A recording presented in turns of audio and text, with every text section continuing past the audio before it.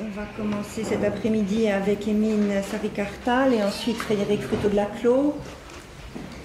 Émine Sarikartal est doctorante à l'université de Nanterre Paris-Ouest, c'est ça? Non, il m'en manque un bout. Paris La Défense. Paris-Ouest, Nanterre.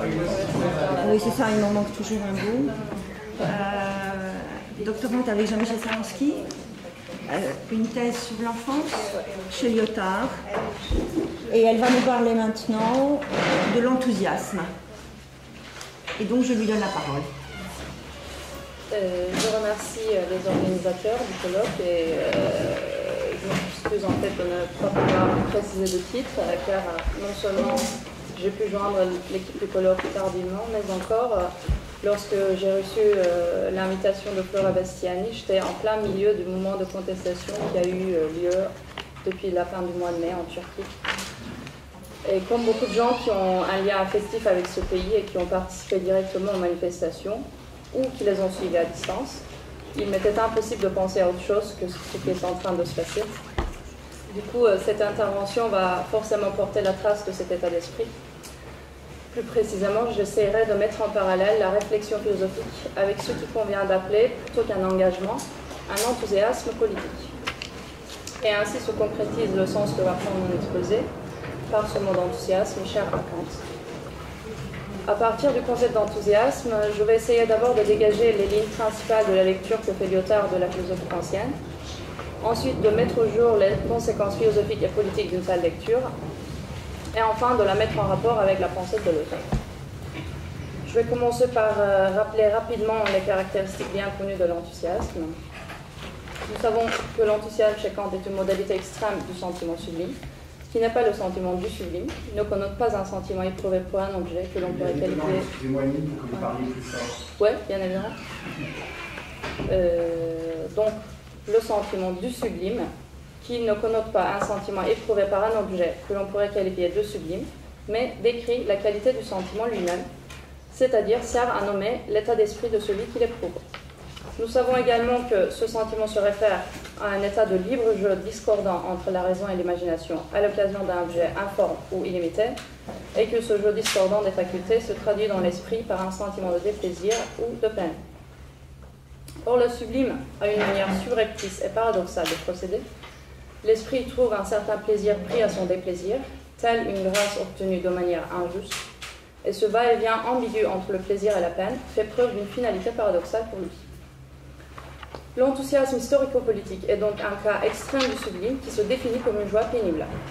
Par la sorte d'abstraction ou de présentation négative provoquée par l'impuissance de l'imagination à présenter l'infini ou la totalité, et par la découverte d'une destination, d'une Bestimmung, donc supranaturelle, à l'occasion de cette impuissance même, l'enthousiasme se révèle être une présentation indirecte de l'imprésentable, paradoxale en soi. Cela dit, son caractère contradictoire ne lui enlève pas son statut d'affect, de pathos, de sentiment aveugle. Au contraire, l'imagination y déborde de ses limites. Elle arpente les bords de la démence, pour ainsi dire, et l'enthousiasme politique se fait sentir comme un accès pathologique. En tant que tel, il témoigne d'une validité non pas éthique, mais seulement esthétique, car il prend source dans la capacité pathologique de l'esprit, capacité que nous essayerons de montrer le caractère enfantin selon Lyotard. L'enthousiasme a beau être un sentiment, il n'est pourtant pas un donné intuitif. Il se fait sentir non pas comme une expérience, mais comme un événement. Pourquoi? Parce que ce qui se livre dans l'enthousiasme est seulement une anticipation, mais non pas un état de fait, relatif à un objet qui existe tel quel. Comme nous le savons, c'est à partir de l'événement de la Révolution française que Kant explique ce qu'est l'enthousiasme comme mode de sentiment sublime. Lyotard, à son tour, essaye de rapprocher cet événement du mai 68. Or, tout comme dans le cas du sublime dans la nature, ce qui est sublime n'est pas l'objet naturel informe lui-même, mais l'état d'esprit de celui qui rencontre cet objet. De même, dans le cas de la Révolution française, ce n'est pas l'événement empirique de la Révolution qui mérite d'être appelé sublime, mais le sentiment d'enthousiasme que celui-ci éveille dans l'esprit de ceux qui en sont le témoin. Le bouleversement révolutionnaire, dans son aspect empirique, relève selon Kant d'une illusion politique, issue de la confusion entre la présentation directe du phénomène, du Gemeinwesen, de l'être romain, et la présentation analogique de l'idée de la communauté républicaine, pour reprendre les termes de Lyotard. Quant à l'enthousiasme des spectateurs, Il consiste justement en un plaisir éprouvé à l'occasion de la violence que fait subir la raison à l'imagination, une violence polarisée vers quelque chose d'idéal, qui n'a pas de correspondant dans l'intuition, mais qui permet quand même d'affirmer la destination de l'espèce humaine vers le bien. Ainsi, l'enthousiasme politique concerne l'intérêt pratique de la raison et devient l'indice et non pas la preuve d'une causalité libre. C'est pourquoi Kant les définit comme un événement, une Begebenheit, une don, une livraison de l'expérience dans l'expérience. Qui plus est, cet événement est un signe d'histoire qui détermine une prise de position politique, une participation à la communauté idéale des hommes. À cet égard, observe Lyotard, le sens de l'histoire n'a pas seulement lieu sur la scène historique, dans les hauts faits et les méfaits des agents ou des acteurs qui s'y illustrent, mais aussi dans le sentiment des spectateurs obscurs et lointains, la salle de l'histoire, qui les regarde, les entend, et qui distingue, dans le bruit et la fureur des res gestae, ce qui est juste et ce qui ne l'est pas. Or, cette observation nous incite à réviser les critiques bien connues adressées à Kant au sujet de l'action politique, et qui consiste à voir sa philosophie comme un obstacle devant l'idée même de la révolution. Nous constatons que la lecture léotardienne de l'enthousiasme dépasse largement les limites qui lui sont assignées par une telle critique. Elle permet d'entrevoir une nouvelle position politique qui ne s'accorde certes pas avec le primat de l'action traditionnellement admis par une certaine gauche, mais qui donne toutefois une autre image de cette dernière. Si nous approfondissons un peu cette lecture léotardienne, nous verrons d'ailleurs qu'il ne s'agit pas du tout d'une inertie politique dans cet enthousiasme, qui, au contraire, signale la formation d'une nouvelle communauté. Si la Teilnehmung, selon le désir qui se fait sentir dans l'enthousiasme, se distingue d'une participation en acte à un état empirique des choses, elle n'en appelle pas moins à un universalisme immédiatement promis. Je cite Lyotard, si l'enthousiasme des spectateurs est une Begebenheit probante pour la phrase selon laquelle l'humanité progresse vers le mieux, c'est que, comme sentiment esthétiquement pur, il requiert un sens commun. Il en appelle à un consensus qui n'est pas plus que sensus indéterminé, mais de droit. Il est une anticipation immédiate et singulière d'une république sentimentale. Le sensus communis est donc un appel à la communauté, mais ceci est une communauté en souffrance, qui n'a pas sa règle par avance. Une communauté en attente d'être construite, à la recherche de sa règle. Dans ce sens, cette communauté n'est pas déductible au sens propre, mais elle est à établir par le ressort de l'autre, dit Lyotard, par la méthode de la comparaison. En revanche, cela ne veut pas dire que le sensus communis connote seulement une communauté anthropologique, bien au contraire, il s'agit pour Lyotard de déceler son caractère transcendantal. En effet, la possibilité d'un sensus communis tient à la communicabilité même d'une connaissance quelconque, car le sensus lui-même n'est rien d'autre qu'un certain accord entre les facultés dont le rapport exprime un jugement théorique ou pratique. En tant que tel, le sensus présente la propriété d'être à la fois heuristique et totégorique, dit Lyotard, c'est-à-dire d'une part, il définit un certain état d'esprit à l'occasion d'une représentation, en même temps qu'il est lui-même le signal de cet état, et de l'autre, grâce à cette première propriété heuristique, il se donne comme le seul critère pour évaluer cet état d'esprit qui n'est autre que lui-même. Non seulement donc le sentiment est indexui, mais encore il incarne la coïncidence de la loi avec l'objet qu'elle est censée juger. Et ainsi s'avère le caractère proprement paradoxal du sentiment, de l'aesthesis chez Kant, qui n'est autre que l'activité même de la faculté de juger. Si la sensation est là chaque fois qu'il y a une connaissance, et même avant elle, alors il y a jugement avant tout jugement. L'accord transcendantal des facultés dans le sensus communis doit être déclaré d'une seule voix, en tant qu'une Einstimmung, une allgemeine Einstimmung, et c'est pourquoi Lyotard le conçoit comme une euphonie qui annonce une nécessité exemplaire non apodictique et une universalité subjective transcendantale, un consentement à la fois enjoint et promis. À travers cette lecture, Lyotard s'engage dans toute une pensée de Stimme qui nous conduira vers une problématique de la naissance. En effet, à l'endroit même où Deleuze pose le problème de la jeunesse dans la philosophie kantienne, Lyotard adopte une terminologie proche mais différente et parle de la naissance du sujet. Ce qui arriverait à se faire entendre dans l'Einstimmung des facultés, c'est le sujet à l'état naissant qui se voise avant de se voir ou se concevoir. Je cite Lyotard, ce qui se voise dans le goût, c'est donc la division du sujet en tant que, un instant, accordé, convoqué, convoisé. Or, la problématique de la naissance, comme nous le savons, a également constitué un enjeu majeur pour la pensée de Hannah Arendt, à laquelle Lyotard a consacré un texte dans ses lectures d'enfance, Le Survivant. Il y est question d'une critique qui s'appuie sur le caractère enfantin de la faculté de juger contre la position arendtienne. Cette critique se concentre d'abord sur l'énigmatique faculté de commencer, par laquelle Arendt entend une capacité d'agir dont la faculté de juger kantienne serait le siège. Or, pour Lyotard, la force de la faculté de juger réfléchissante tient à ce qu'elle ait non pas une capacité d'action, mais une ouverture vers l'événement, une possibilité pour le « il arrive ». La réflexion est analogique et non pas réaliste, comme semblerait le penser Arendt. Elle est habitée par le scrupule d'un comme si, en lequel se connaît l'enfance de l'esprit. C'est pourquoi la faculté de juger est une faculté enfantine, qui serait le foyer d'une naissance, celle de la subjectivité, et où se fait entendre la voix d'une communauté seulement promise. Cela dit, Arendt essaie de forger l'idée d'une action politique, qui serait du même coup une critique du totalitarisme. Ce faisant, elle souligne le rôle de la société civile pour contourner la menace totalisante de l'État-nation, en quoi elle semble rejoindre la position kantienne qui se dégage à travers l'événement sublime. Or, Lyotard, qui distingue l'action et l'événement dans sa critique, manifeste une aversion contre l'action politique, même sous sa forme civile que préconise Arendt. L'autogestion de l'être ensemble, qui se propose comme un remède au totalitarisme, ne saurait constituer une alternative au système. Lyotard y voit tout au plus un reste de l'effort de l'institutionnalisation, ne serait-ce que sous sa forme minoritaire. Que nous propose-t-il donc? N'y aurait-il aucune alternative au système? Faut-il comprendre que la position politique promue dans la notion de l'enfance est en effet une non-politique, qui consiste simplement à récuser toute croyance en la formation d'une nouvelle communauté, tout espoir pour fonder un nouveau monde? On pourrait chercher la réponse à ces questions dans la manière dont Lyotard a abandonné l'activisme politique. Il disait en effet, à propos de ses années d'engagement dans le socialisme ou barbarie, qu'il se sentait toujours sous la contrainte d'avoir besoin d'un prétexte, d'une bonne cause pour écrire. Son premier grand livre, qui suit son désengagement, Discours figure, porte la trace de cet état d'esprit. À le lire, il est aisé de sentir que Lyotard est toujours soucieux de faire la critique de l'idéologie, bien qu'il ne l'exprime jamais explicitement, à de rares exceptions près.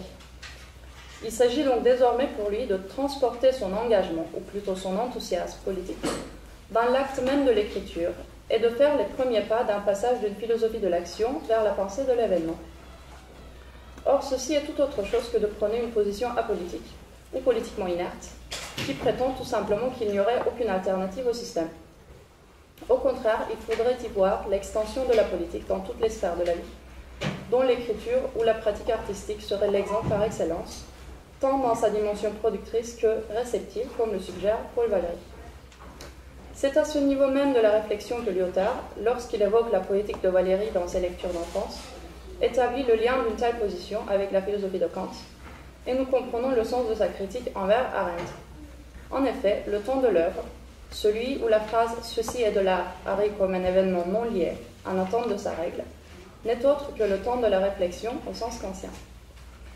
Le jugement critique, qui est au fond réflexif, comporte une exigence de Darstellung, de présentation, qui est de dire « c'est le cas » à propos de toute phrase qui prétend valider un objet quelconque.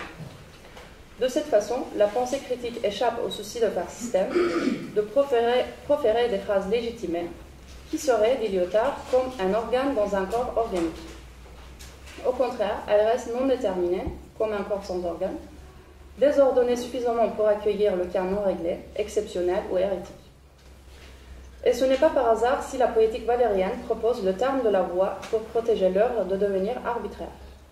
Lyotard y reconnaît la double stime kantienne, qui déclare le ceci comme le cas, l'événement du sentiment-jugement, et exige par là même son partage comme la promesse d'une communauté affective. Mais alors, où mettre Deleuze dans ce tableau?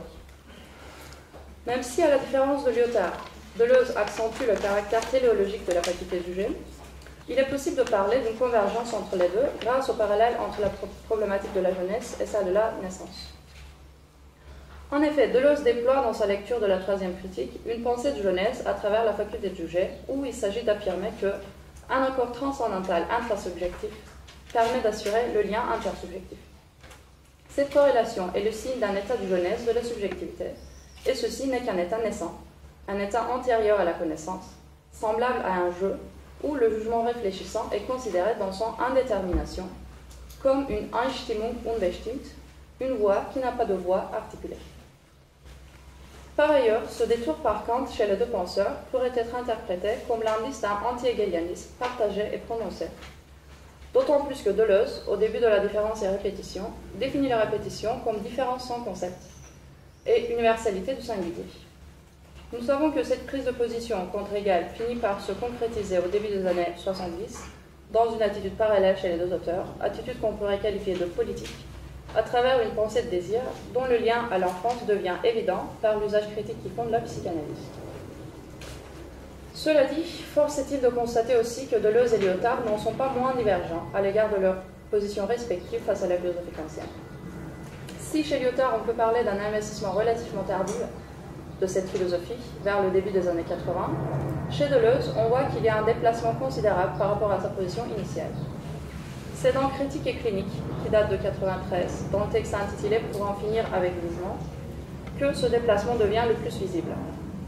La catégorie du jugement, y compris sous sa forme kantienne avec le tribunal subjectif qu'elle instaure, devient l'objet d'une critique sévère de la part de Deleuze.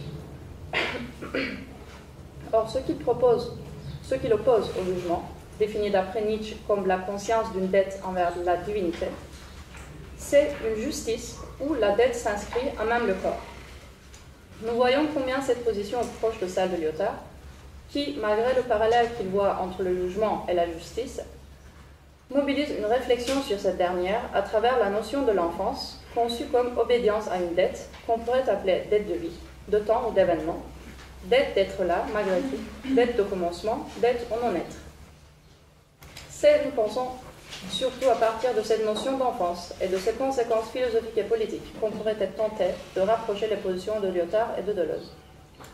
Ce rapprochement est d'ailleurs affirmé par Deleuze dans un autre texte de Critique et clinique, Bégayait-il. Il y est question d'une réflexion sur la minorisation de la langue à travers les œuvres bégayantes, qui tracent une limite toujours repoussée de la langue, à laquelle Lyotard donnerait le nom d'enfance. Le bégaiement de l'écriture génère une parole embarrassée, qui est le déplacement de la parole vers la langue, ou celui de l'organisme vers un corps sans organe, lequel est défini dans Mille Plateaux comme devenir ou bloc d'enfance. Or, ce rapprochement ne devrait pas être limité au cadre d'une réflexion sur la langue ou l'écriture en général. En effet, chez Deleuze, comme chez Lyotard, la pensée de l'enfance, de la minorité ou celle de devenir implique des conséquences philosophiques et politiques de poids.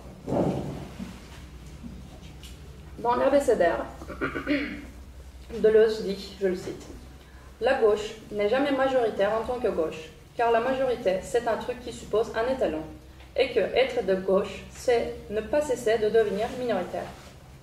Il ne serait donc pas faux de dire que, dans cette pensée de minorité, se déploie une prise de position qui consiste à mettre en cause les critères établis. Pour revenir à notre point de départ, nous pouvons affirmer que cette position trouverait son expression chez Lyotard à travers le caractère enfantin de l'enthousiasme. Ce dernier n'étant pas une expérience, Erfahrung proprement dit, mais Ereignis ou Begebenheit, comme Kant le nomme, témoigne d'un événement qui surprend la pensée impréparée, en l'incitant à la recherche de nouvelles règles. Comme nous l'avons vu à partir de la critique de Lyotard contre Arendt, le jugement réfléchissant, dont l'enthousiasme, exprime surtout une aversion pour l'institutionnalisation des critères et permet d'entrevoir une expansion de l'acte politique par le biais de l'écriture et de la pratique artistique. Ainsi s'expliquent aussi les conséquences politiques du bégaiement deleuzien. En effet, dans le devenir minoritaire de la langue, se retentit la voix âpre d'une enfance sans pitié, dont le comme si scrupule fait échec à toute édification. Quant à l'enthousiasme enfantin, il exprime en notre sens le motif principal de l'émergence des réactions politiques propres à notre temps, dont les événements récents en Turquie, qui serait plutôt qu'une réplique tardive du mai 68, un moment de contact entre le printemps arabe et le mouvement des indignés en Occident, ces deux pôles qui présentent peut-être plus de points communs que l'on imagine.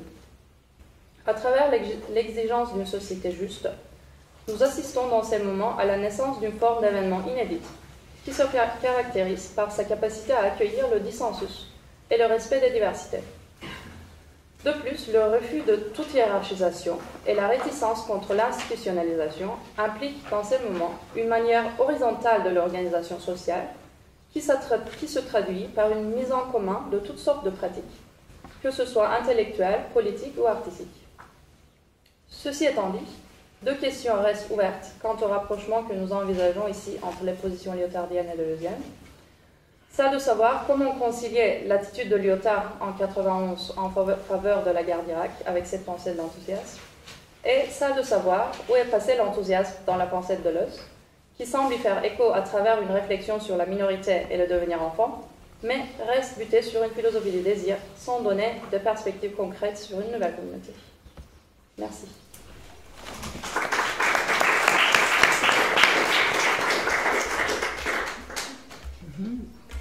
Merci beaucoup. Beaucoup de matière. Donc de quoi discuter, à mon avis. Mais je ne vais pas commencer. Donc je vous donne la parole aux uns ou aux autres. J'ai juste une question. C'était une belle trajectoire. Et, finalement, vous avez ramassé énormément de choses chez l'un et chez l'autre. Vous exprimez la satisfaction et l'admiration. Mais la chose que j'ai relevée au passage et qui ensuite disparaît, c'est qu'il me semble que bon, il y a deux choses sur. Vous n'avez pas assez parlé sur jeunesse chez Deleuze, parce que l'articulation avec Deleuze, vous l'a faite sur enfance côté Lyotard, jeunesse côté Deleuze. Et bon, il y a pas mal de jeunesse chez Deleuze, donc je n'ai pas bien cerné à quelle jeunesse deleuzienne vous pensez, vous pourrez peut-être donner des précisions là-dessus. Et sinon, l'autre aspect de la question, c'est dans le début de l'exposé, vous êtes parti sur le sublime. Et ensuite, dans la suite de développement purement lyotardien, j'ai l'impression que vous retombiez plutôt sur sensus communis et la description par Lyotard, en fait, du jugement de goût. Donc il me semblait qu'il y avait des disparitions du fait que Lyotard, quand même, oppose très fortement la problématique du jugement de goût et celle du sublime. C'est vrai. Pour ce qui est de la genèse, en fait, j'ai pensé surtout à la genèse dont il parle pour la troisième critique. Donc, c'est une genèse du sujet, finalement, mais sur le texte sur Kant, et puis le petit article sur le problème de la genèse dans la faculté de juger. Oui, l'article de 63 sur... Ouais, dans l'île des Arts. Et l'autre, c'est la philosophie critique de Kant. Ouais. Parce qu'il y a la genèse d'un synthèse de la symétrie du sensible de la répétition, par exemple.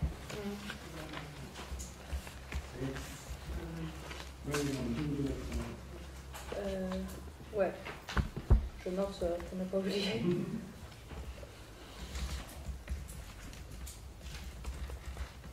Ouais, en fait, pour ce qui est du... Oui, c'est vrai qu'il y a une... Dans ces textes, c'est jeunesse du sujet. Oui, mais c'est pas du tout pareil que Lyotard. Et en fait, lui, d'après ce que je comprends, il passe plus par une... disons, qui verse plus sur la faculté téléologique du jugement pour penser cette jeunesse, alors que Lyotard, il reste sur la faculté de réfléchir. Pour ce qui est de la distinction chez Lyotard entre le sublime et le beau, c'est vrai que c'est un point qui manque en fait. J'ai un peu évité pour ne pas trop prendre trop de temps, mais il y a quand même, il y a une différence, c'est vrai, et c'est une des critiques qu'il adresse d'ailleurs à Arendt de s'arrêter au jugement sur le beau et de ne pas poursuivre la lecture de Kant vers le sublime. Mais le sublime, dans sa lecture, fait aussi partie d'une pensée de Stim, où il dit que la sublime, la destination de l'esprit, ça va être une Stimmung des Gemüts, qui n'est plus une Einstimmung, mais une pensée proprement de la Stimme. Mais j'ai cru que je n'avais pas vraiment le temps d'approfondir, mais ça reste très important. C'est unifié dans Stimmung. Ouais. Oui. C'est intéressant cette discussion sur Einstimmung, etc. Et ça fait penser à la définition. On pourrait faire un greffon, une petite poche dans votre exposé sur la lecture par Lyotard de l'analyse du sublime. Et d'ailleurs y voir un trait supplémentaire de rencontre possible entre Deleuze et Lyotard, puisque Deleuze de son côté s'intéresse beaucoup, mais sur un mode très différent à la conception du sublime chez Kant. Et passer de cette Einstimmung qui pose le problème du sens commun au problème de la Stimme der Natur, de la définition du génie, quand il dit le génie consiste à faire suivre les règles de la culture, écouter die Stimme der Natur, la voix de la nature. Et d'y voir quelque chose comme il amorce peut-être la distinction figurale et signifiante. D'accord, merci beaucoup. Est-ce que vous me donnez la parole?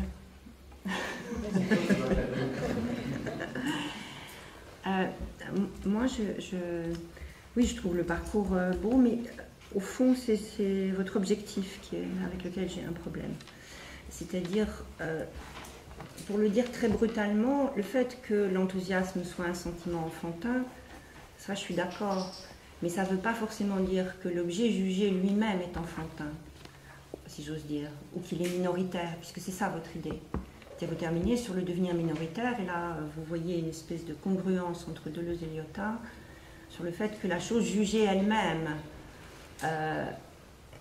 la chose jugée est politique en tant que, parce qu'il n'y aurait pas de critère du jugement, on aurait là, dans la chose jugée, dans les événements jugés, un devenir enfantin, un devenir minoritaire qui est un devenir enfantin chez Deleuze. Or, je trouve que les deux choses sont complètement à dissocier, puisque de facto, l'enthousiasme a lieu devant la Révolution française, qui n'est pas franchement un devenir minoritaire. Mais je pense que pour Lyotard, au moment où la Révolution a lieu, il n'y a pas de critères, effectivement, pour juger, même si cette Révolution nous donne ensuite des critères. Donc, au fond, je ne suis pas sûre qu'il y ait l'idée de l'horizontalité telle que vous la proposez. C'est-à-dire que l'enthousiasme peut être un enthousiasme sans critères et du sentiment devant un événement qui lui-même en appelle à une hauteur. Je ne vois pas de paradoxe à cela. Je pense qu'il y a une différence entre le sentiment qui juge et l'objet jugé. Oui. Oui. Et que cet objet jugé peut être un objet qui lui-même en appelle à une transcendance, à une hauteur, celle de la res publica en l'occurrence. Et de la Révolution. Et donc que la chose jugée n'est pas minoritaire elle-même. En fait, mon propos, c'était plus de dire, bon, déjà, on ne peut pas parler d'un enthousiasme par rapport à la chose jugée. Bon, déjà, pour Kant, ça serait difficile de dire qu'on juge un objet dans le cadre d'un jugement réfléchissant. Du coup, ce que je pensais, c'était plus, non pas l'objet jugé, les événements jugés, mais événements comme jugement lui-même. Et c'est dans l'événement du jugement que je voyais le caractère enfantin de l'enthousiasme. Oui, mais c'est dans le moment où vous le convertissez en action, c'est-à-dire vous vous demandez comment chez Lyotard ça n'aboutit pas seulement à une écriture, mais aussi ça ouvre un nouveau monde au niveau de l'action. Et c'est de l'événement. Un nouveau monde quand même. Ouais. Une nouvelle. Donc alors là, peut-être que c'est ça que j'ai pas compris. Qu'est-ce que vous entendez par nouveau monde? Disons, je pensais à l'établissement d'un nouveau cadre, de nouvelles règles, d'un événement qui puisse être l'occasion d'inventer, justement, voilà, comme les coups dans un jeu, d'inventer à chaque coup les règles du jeu même. Mais peut-être que je ne me suis pas bien exprimée. Non, je comprends. Donc dans ce cas-là, vous ne le voyez pas comme une intervention, comme un changement politique proprement dit, ou tout du moins exclusivement comme travaillant sur une politique déjà instituée et y intervenant par des coups événementiels. Oui, bon. Et c'est ça l'horizontalité. Oui, et puis surtout, disons, le refus d'institutionnalisation par hiérarchie. Oui. Ouais. Oui. Enfin, je veux dire, on pourrait vous opposer des textes de Lyotard. Genre. Non, je demande pour. Non, je pense le fait que régulièrement, il dit que finalement, la République, en tant qu'elle institue un droit. Alors, à partir du différent, et au-delà du différent, c'est la différence entre tort et litige, et le fait que, pour autant que c'est possible, on doit pouvoir trancher les litiges par le biais du droit. Et donc ça veut dire une institutionnalité et une république. Donc ça veut dire qu'il y a chez Lyotard l'idée que, puisque justement la politique est sans avenir, bon, cette république cette république démocratique est le moindre mal. Ouais, je comprends. Et que d'une certaine façon, c'est elle qui est née dans la Révolution française. Même si au moment où on la regardait comme spectateur, on ne pouvait pas le savoir. Et donc on en jugeait sans jugement. Ouais. Sans critères, pardon. Donc c'est en ce sens-là. Ouais. Sur la question, en commentaire à votre débat, parce qu'un des trucs qui est sorti, c'est la hiérarchie, parce qu'effectivement, Émile a évoqué la hiérarchie. Oui. Et j'ai l'impression que ce qui sort de notre discussion, c'est que la hiérarchie, c'est en plus, à la fois par rapport, ce qu'on pourrait appeler pompeusement le modèle lyotardien, mais aussi par rapport au modèle deleuzien. C'est-à-dire que j'ai l'impression que la pensée deleuzienne devient minoritaire, elle est étrangère au thème traditionnel de la hiérarchie dans la gauche, et la pensée lyotardienne du nouvel idiome, ou des choses de ce genre-là, aussi. C'est juste, j'ai l'impression que le point difficile, c'est ça, c'est que vous avez vu non seulement les rejoindre, mais les rejoindre avec une certaine tradition de la gauche, alors il me semble que chacun à leur manière, ils en sortent. Je pense qu'il y a un anti-hiérarchisme chez Deleuze, si je me permets. Enfin, les Deleuziens vont nous répondre, mais chez Lyotard aussi. Qui est très très affirmé chez Deleuze quand même. Ça commence avec le signifiant maître, et après c'est quand même l'idée de la souveraineté. C'est sur Deleuze, c'est une discussion, mais j'ai l'impression qu'il peut y avoir des discours qui sont extrêmement antagonistes à l'égard des deux maîtres, des lois, ce genre de choses de ce genre-là, mais ils ne thématisent pas l'égalisation des postures et des positions comme dans la tradition de la gauche. Les concepts politiques révolutionnaires de Deleuze, comme par exemple le minoritaire, c'est d'un autre genre, c'est refuser que le monde et l'expérience humaine soient coincés dans les standardisations. Mais c'est autre chose que l'idée anti-hiérarchique, c'est simplement, en droit, on devrait être sans distinction confiscatoire de pouvoir et de dignité, et en fait, on ne le fait pas, c'est l'idée traditionnelle de la gauche. J'ai l'impression que le truc deleuzien, son étrange anarchisme, disons, de cette façon-là, ne rejoint pas cette tradition de la gauche, non plus. Mais là, on est dans une discussion qui va pas sa place. Voilà, et donc je nous modère. Et je rends la parole à la salle. Il y a d'autres questions? Non ?